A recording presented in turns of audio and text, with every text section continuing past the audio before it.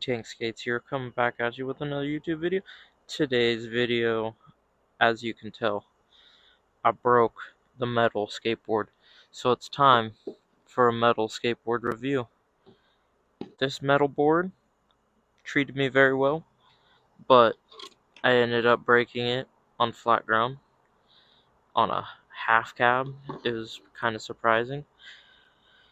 It lasted me a while, so I decided I'm gonna do a review on this board. I did a little research. Metal skateboards are BBS boards, and BBS makes half the pro boards made, like Welcome, FA, Hockey, Polar, Heroin, Zero, April, GX 1000, King, and I think UMA. And so this board really reminded me of a FA board or something. It's definitely made in the same place. This board has a great shape. This board's shape was pretty sick. It was like a slight egg.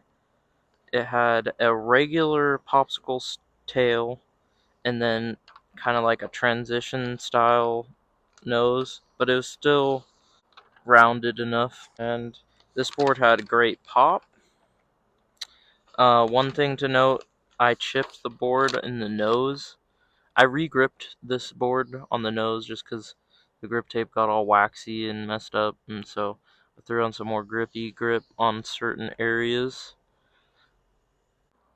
This was the little chip I was talking about earlier. Also, pro tip, if you get a chip, maybe re-grip the area that got the chip.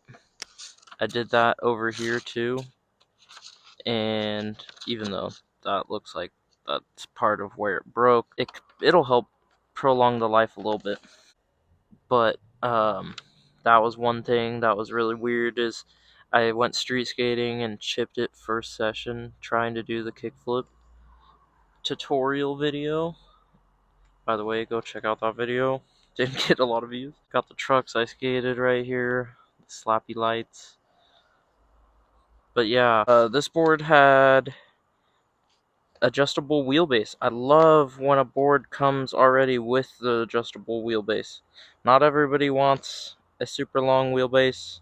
That's one reason why I picked out this board. It had the shorter wheelbase. But one thing about this board, it ended up being a little short. Because the wheelbase was 14 at the longest point, I just felt like this tail needed to be like a quarter of an inch longer, and it would have been just that much better. The nose was a lot longer than the tail, but it still skated great. This board, I can't complain much. I skated the heck out of this board. Not too bad on pressure cracks. Also, notice it didn't break where the holes are adjustable, so that doesn't weaken the board in any way. I am not mad at this board, even though it broke. This board treated me very well. I love this board. It had a dope graphic. I liked this grip job I did. Van driving with the exhaust kind of thing. So I'm gonna miss it now. Overall, what I'd rate this board, I'd give it. So if a 10 out of 10 board is like you're landing every single trick, it just lasted super duper long, it exceeds your expectations, I'd say. This board, more like 7.5. Super solid board. It did what a skateboard needs to do. It kind of chipped easily. I don't know what was up with that. And then breaking it on flat ground was just kind of sad. I don't usually do that, so that's one thing.